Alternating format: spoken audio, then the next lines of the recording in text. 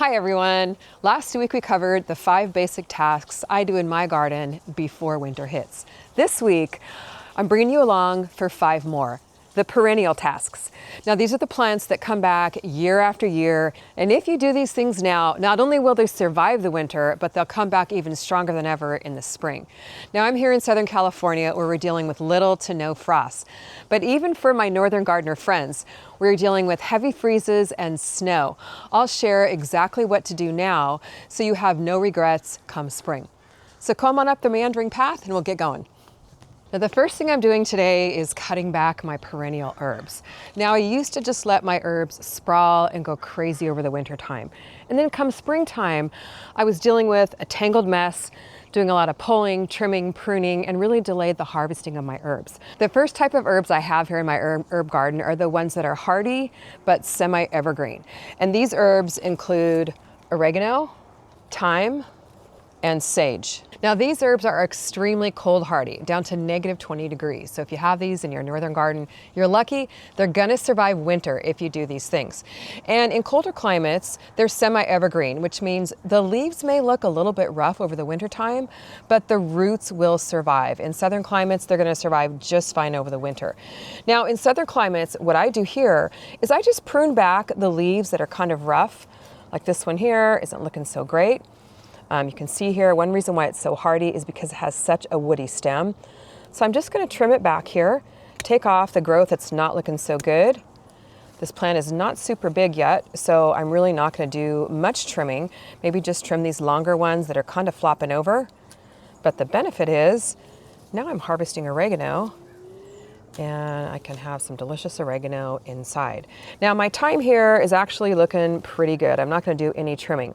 Now let me show you what to do with a larger plant. I've got a sage plant over here that's actually looking a little bit rough. It's got some holes in the leaves. The stalks are kind of getting long and lanky. So what I do here in our southern climate is just cut off some of the growth that's long and lanky and not looking so good. So we just snip off these top leaves here. And you see how the stem turns a little bit woodier as you get down to the bottom. It's a darker brown color. The top is a lighter brown color. I trim off down to the woody part, and then I will encourage fresh new growth in the spring. Now for you northern gardeners, what you want to do at this point too is follow kind of the same procedure, but you're going to trim off down to about 1/3 of the plant. So you'll actually go down just a little bit farther. I'm not going to quite trim as far as you northern gardeners would do, but you'll be trimming all the way down to kind of the woody areas. And then to protect these roots over the winter time, mulch for northern gardeners about 2 to 3 inches of shredded leaves or shredded straw at the base of the plant that will protect the roots over the winter time. And for you southern gardeners, you can also mulch. It's always a good practice to mulch in your garden. You don't have to put quite as deep of a layer, but mulching is a great practice to not only add good organic matter to the soil, but over the winter time, the leaves will break down, bring in the worms, and by the spring, you'll be one step ahead. Your soil will be nice and fertile and ready for planting. And a little added benefit of pruning, I absolutely love this, is you've got to harvest. So I'm going to take this into the house, tie the top with twine, hang it in the kitchen for a few weeks, do it now in October, and by Christmas, I'll have nice dried sage leaves, which I can crumble into jars and give to friends for Christmas gifts. Plus it smells so good too. The next type of herbs I have here are ones that are evergreen, but a little more on the tender side, like my rosemary here. It will survive temperatures down to about 15 degrees, so absolutely fine here in my Southern California garden. So for southern gardens, what you want to do with these herbs, and lavender also fits into this category, is just kind of give it a light pruning. Maybe the branches here that are kind of hanging over into the garden pathway, just to kind of manage the size and of course harvest, because with herbs, the more you harvest, the more they produced, and rosemary is no exception. I trim back this plant every year and it always comes back stronger than ever. A couple of times a year for me here in my Southern California garden. So another added benefit, of course, is those Christmas gifts and dried herbs in jars, which is great for that. And it's so delicious on chicken and fish. We absolutely love rosemary here at our house. For you northern gardeners, what you want to do at this point is, again, trim back your rosemary to about 1/3 of the height. But because rosemary is a lot more tender of an herb, if you are in an area that gets under 15 degrees, you might want to dig some up, pot it up and bring it into the house in the winter. But of course, heavily mulching the crown area or the root area here is super important, especially in northern climates, so that it doesn't freeze in the winter. And you can also use a frost cover or an old quilt or blanket to protect it on those super, super cold nights. I know sometimes it's hard to fit these pruning jobs into your schedule. I totally get that. But trust me, you're going to be so glad that you did this now, because in the spring, you're going to have herbs out the yin yang more than you can possibly imagine. And the third category of herbs that I have here are herbs where the tops die back in the winter, at least in colder climates, but the roots are absolute workhorses and tanks, hardy down to about -30 degrees, believe it or not. And these herbs include chives and mint. Now, typically here in my garden, the chives will do much, much better in the wintertime than they do in the summertime. So a light pruning, again, may be all that's needed. But do you see how my chives are kind of flopping over here? Don't look very pretty. They're starting to get a little bit brown and woody kind of in the middle. At this point, what I do, because I want a harvest of chives too, is I'll cut them back, maybe about halfway or so. It'll give them a nice little perky lift, keep my garden beds neat and tidy, and encourage fresh new growth. Now for you southern gardeners, you could just let them die back if you want, or you cut them at the base of the plant here. And can you see how there's many, many different chives here in a bunch? In the springtime, what you can do when they start to grow back is you can actually divide these clumps, spread them all over your garden so you have lots and lots of chives. Or you can dig them up now, put them in little pots, and then again, you've got nice little Christmas gifts for your friends. But because the roots are cold hardy down to about -30 degrees, you want to mulch your chives, and if you get down below 30 degrees, they might die off, but these are workhorses and will come back year after year after year with just a little bit of care right now. So just a little bit of effort today. I've got a beautiful harvest of herbs here. It smells amazing. I've got Christmas gifts. I've got herbs to flavor my food, and no regrets here. These are going to come back stronger than ever and give me fresh new harvest in the spring. Thank you for watching. Please subscribe and join the CALIKIM family. Thanks. Next job in the garden today is winterize the strawberries. Now, I used to completely skip this step because it is kind of a pain to get out here and trim things up. But I'm so glad that I started doing this year, because when I don't, my strawberry runners just go absolutely crazy, make a mess out of the garden.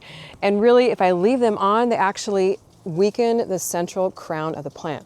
So what I did about a month ago is I rooted all of my strawberry runners. You might have seen that video. If you missed it, go back and watch it. It's so easy, because now I've got about 20 or 30 new plants for next year. These 6-packs run maybe $7 to $8 at the garden center, and now I've got tons of free new plants. So they've rooted now. You can tell when they've rooted because here there's a little bit of resistance when I pull the runner. That means it's got some good roots established. So now it's time to cut it free from the mother plant just by snipping the runner here. Cut this whole entire 6-pack free. So it's a great thing to do now, whether you're in a southern climate or a winter climate. And I'm also going to take off some of the extra growth here, or the extra runners. That way, during the winter time, as the plants go dormant, and they will go dormant here once it gets below about 32 degrees, all my plants' energy will go into keeping the plants alive rather than keeping all these runners alive. Now, when you're in northern climates, the tops of your strawberries will die back. They will go dormant. So when that happens, you want to trim off all the dry, crispy leaves. I actually don't have any right now, but I'm going to sacrifice one to show you what to do in northern climates. You want to trim these dry, crispy leaves. Just pretend they're dry and crispy. The strawberry crowns themselves, which are the part that just kind of sticks up here from the soil, will survive temperatures down to about 20 degrees. So you can go back, trim out your dead and dying strawberries, and then mulch your crowns heavily. Again, mulch is just garden magic. Mulch about 2 to 3 inches, because once the crowns freeze, the strawberry plant will die. So nice heavy mulch in northern climates. If you've got strawberries in a container, you can even move them to a sheltered location or put them in the garage. And that way, when the temperatures warm up in the spring, instead of having dead strawberry plants, you can feed them and fertilize, and they'll pop up with brand new growth, and you have strawberries to harvest a lot sooner than you normally would. So now I've got about 30 plants I can plant out around the garden. In northern climates, you can pop in your brand new strawberry plants into a container and then put them in a sheltered location for the winter.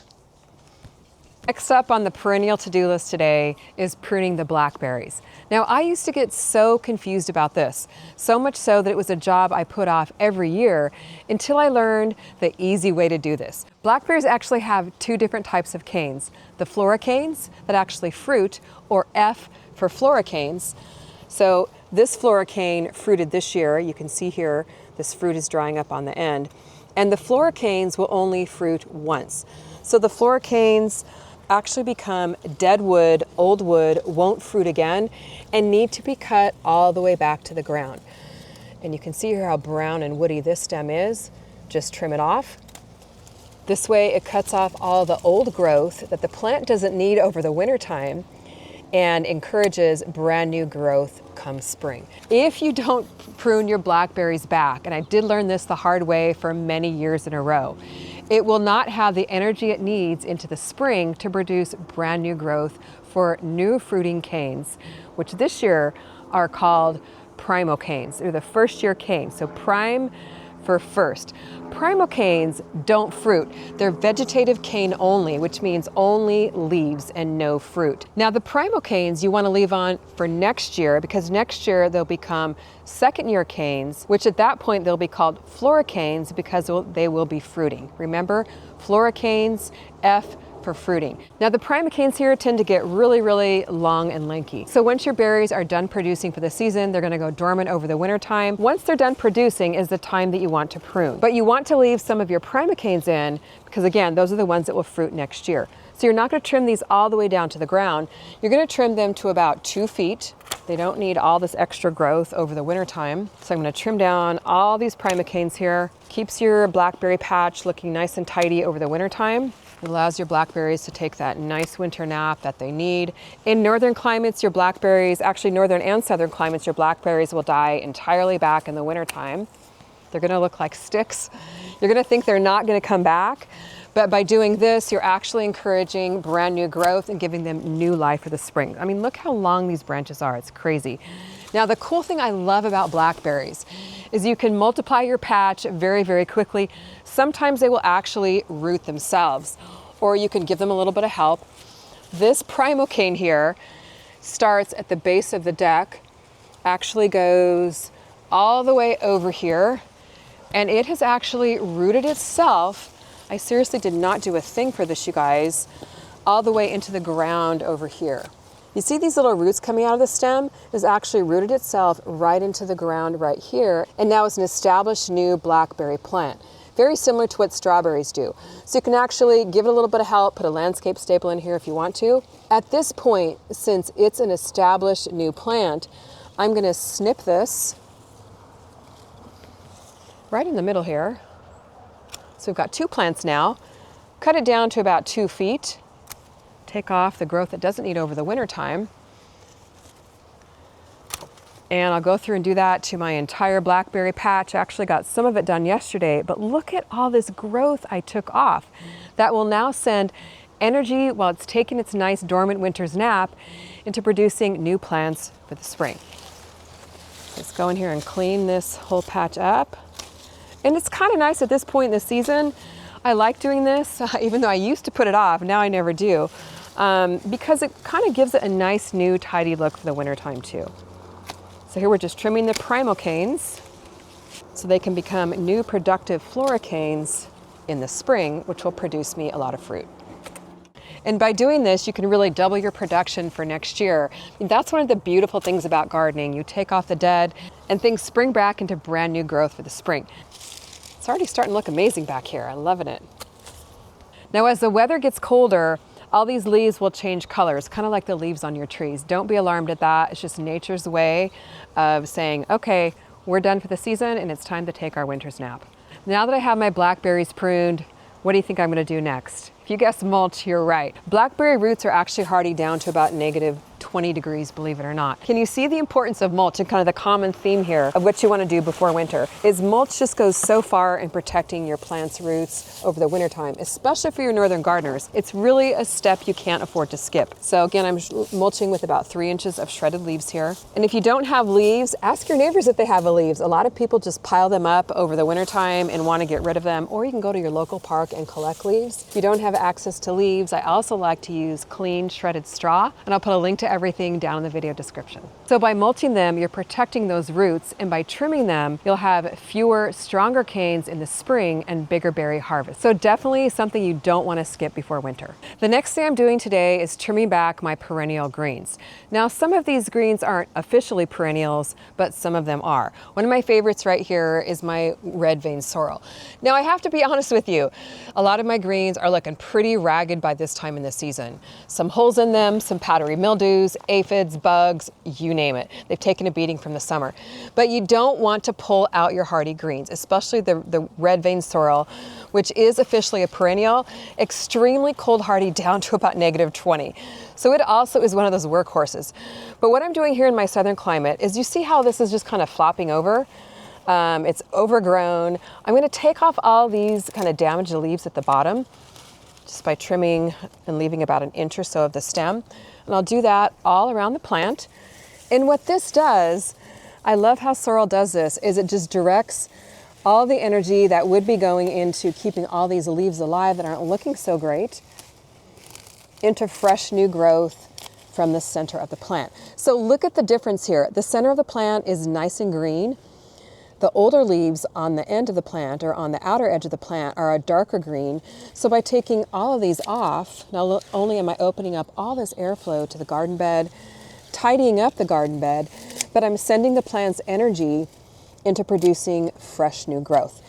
And for you northern gardeners, because sorrel is so cold hardy down to -20, it's definitely green you want to grow in your garden.